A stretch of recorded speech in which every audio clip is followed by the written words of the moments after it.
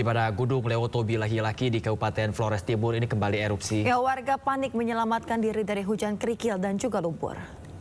Sedang terjadi hujan disertai kerikil dan debu vulkanik. Desa Riang Rita, itu mobil. Ini hujan. Gunung Lewotobi laki-laki di Nusa Tenggara Timur kembali erupsi pada Kamis malam pukul 22.56 waktu Indonesia Tengah. Itu mobilnya sudah tertutup dengan debu vulkanik.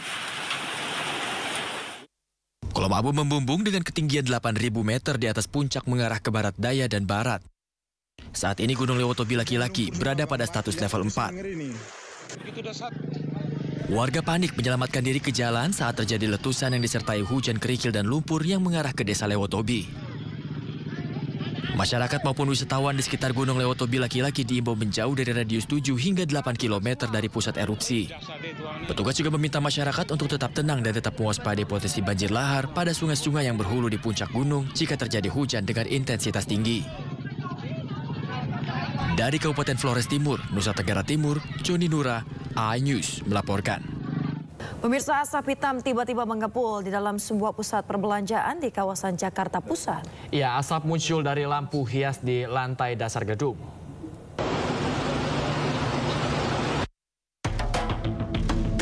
Mall Pacific Place yang terletak di kawasan Senayan, Kebayoran Baru, Jakarta Selatan, Kamis siang sempat mengeluarkan asap hitam. Namun kepulan asap hitam telah berhasil ditangani dengan alat pemadam api ringan atau APAR dari pihak gedung. Sementara itu, lantai dasar juga sempat ada genangan air akibat dari sistem pemadaman otomatis. Diduga kemunculan asap akibat dari percikan api dari korsleting listrik lampu hias di lantai dasar gedung. Pemirsa, sebuah sumur bor yang tengah digali tiba-tiba menyemburkan api di Bojonegoro, Jawa Timur. Api berkobar besar mengakibatkan seorang warga luka bakar.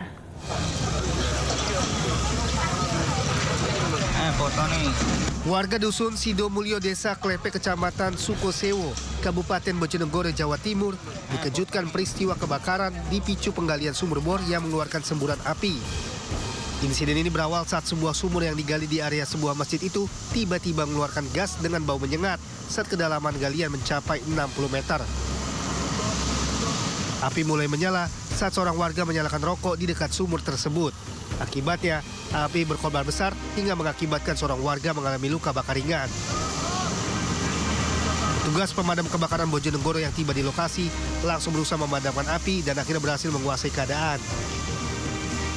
Guna mengantisipasi bahaya, lubang bekas sumur bor kemudian ditutup karena masih terus mengeluarkan bau menyengat. Dari Bojonegoro, Jawa Timur, Dedi Mahdi melaporkan. Pemirsa, elemen mahasiswa berunjuk rasa di depan gedung DPR RI Senayan, Jakarta menolak pengesahan RUU TNI. Ya, mereka menuntut pengesahan Undang-Undang TNI ini dibatalkan. Tarik barisan terlebih dahulu. Ingin menetapkan hari ini. Media. Kendaraan keluar. Dari Kaspi jalan. Demonstrasi terjadi di depan kompleks MPR DPR Senayan, Jakarta Pusat hingga malam hari sebelum akhirnya dibubarkan oleh polisi. Masa menolak pengesahan RUU TNI karena menilai banyak pasal yang bermasalah. Mereka khawatir pengesahan RUU TNI menjadi undang-undang akan membawa Indonesia kembali ke era Orde Baru karena keterlibatan militer yang kuat. Susun formasi kembali. Berjalan, patra keluar. Sementara itu, ratusan mahasiswa yang tergabung dalam Aliansi Jogja memanggil berunjuk rasa menolak pengesahan Undang-Undang TNI di Jalan Malioboro. Mahasiswa mengecam DPR RI yang dinilai telah melecehkan rakyat dan demokrasi dengan mengesahkan revisi Undang-Undang TNI. Menurut saya dari naskah akademik aja udah jelek banget. Kejahatan legislasi yang dilakukan oleh DPR melecehkan demokrasi, melecehkan rakyat. Maka seharusnya ketika TNI dipersenjatai dengan senjata, kita rakyat harus dan sudah kewajiban kita untuk dipersenjatai dengan kemarahan rakyat. Ratusan mahasiswa dari berbagai perguruan tinggi di Yogyakarta ini menggelar aksi menolak pengesahan revisi Undang-Undang TNI dengan melakukan long march di Jalan Malioboro menuju gedung DPRD DIY Kamis siang. Para mahasiswa membentangkan spanduk dan poster berisi narasi dan ilustrasi menolak revisi Undang-Undang TNI. Mahasiswa mengecam DPR RI yang dinilai telah melecehkan rakyat dan demokrasi dengan mengesahkan undang-undang tersebut. Pengesahan Undang-Undang TNI seakan mengulang sejarah di mana prajurit TNI aktif dapat merangkap jabatan sipil yang dinilai rentan melakukan tindakan representatif dan dikhawatirkan mengurangi kebebasan demokrasi. Sementara itu, mahasiswa juga menurunkan bendera setengah tiang sebagai simbol duka atas pengesahan Undang-Undang TNI. Melalui aksi ini, para mahasiswa juga mendesak DPR RI segera membatalkan pengesahan Undang-Undang TNI.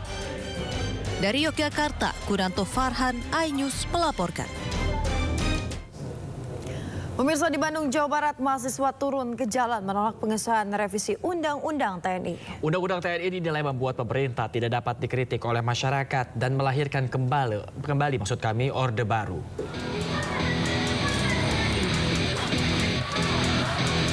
Pasca disahkannya Undang-Undang TNI oleh DPR RI, ratusan mahasiswa dari berbagai universitas di Bandung menggelar aksi demonstrasi di depan gedung DPRD Jawa Barat.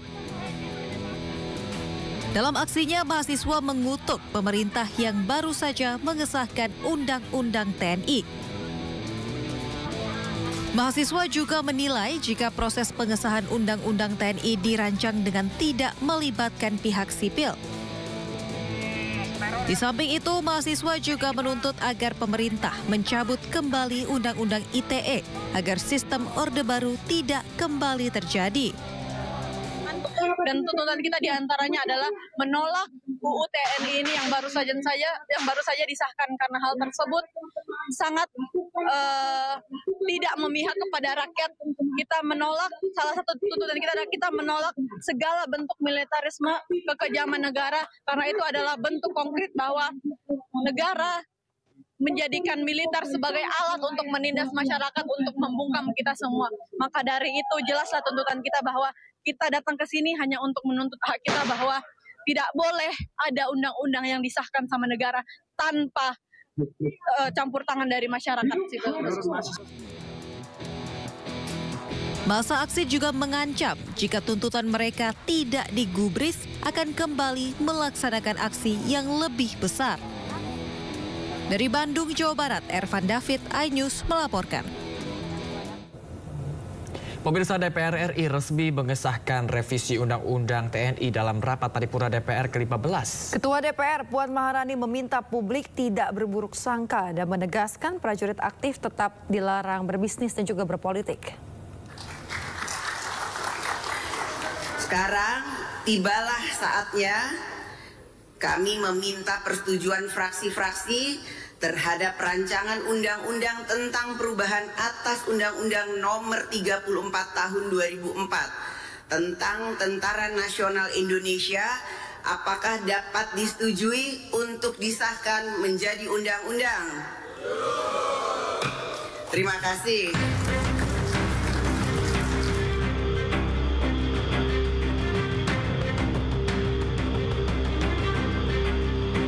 Ketua DPR RI Puan Maharani akhirnya mengetuk palu pengesahan RUU TNI menjadi undang-undang dalam sidang paripurna yang digelar di Gedung DPR Senayan, Jakarta, Kamis pagi.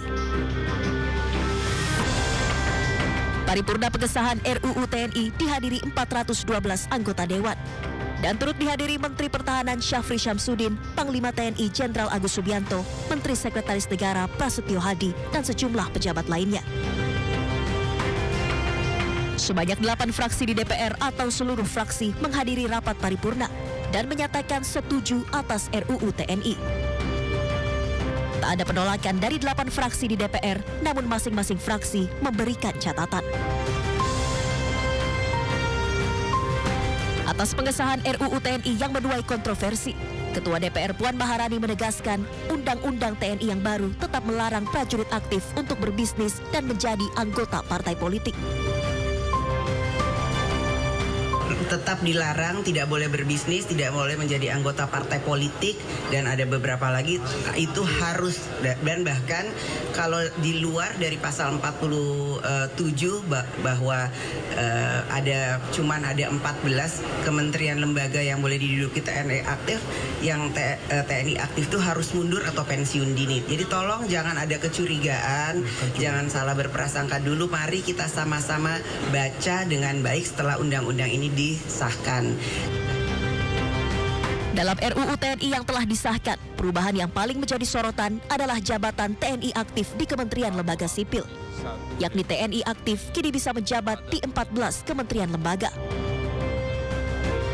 Batas usia pensiun juga diatur berdasarkan kepangkatan, yakni paling tinggi 63 tahun untuk perwira tinggi bintang 4 dan dapat diperpanjang hingga 2 kali. Dari Jakarta, Tim Liputan iNews melaporkan. Pemirsa, Paripurna DPR mengesahkan Undang-Undang TNI pada hari Kamis di Gedung DPR RI Jakarta. Ya, beberapa di antaranya perluasan jabatan sipil yang bisa ditempati TNI aktif dan penambahan usia pensiun. Dan pemirsa, berikut poin-poin krusial revisi Undang-Undang TNI.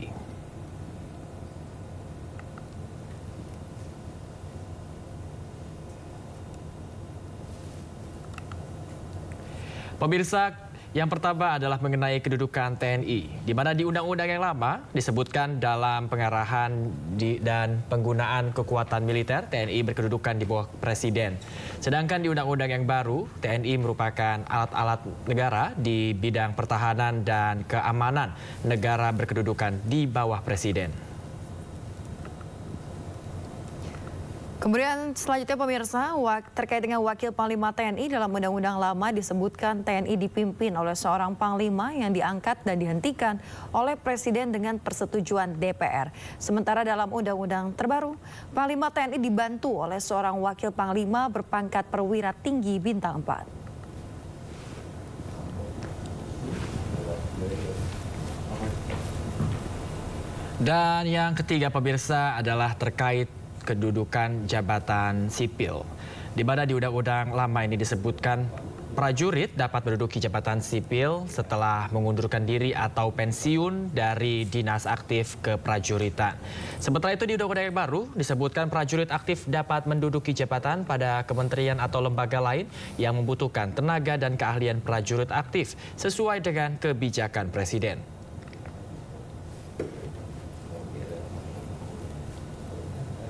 Ya, pemirsa, selanjutnya terkait dengan batas usia pensiun dalam Undang-Undang lama disebutkan perwira paling tinggi 58 tahun, kemudian bintara dan tantama paling tinggi 53 tahun. Sementara dalam Undang-Undang terbaru terkait dengan batas usia pensiun untuk perwira paling tinggi 60 tahun, bintara dan tantama paling tinggi 58 tahun, sementara jabatan fungsional paling tinggi 65 tahun.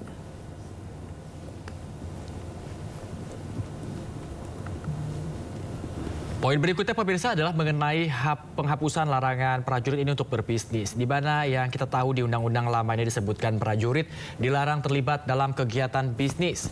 Sementara itu di Undang-Undang yang baru disebutkan ini ada penghapusan larangan prajurit berbisnis.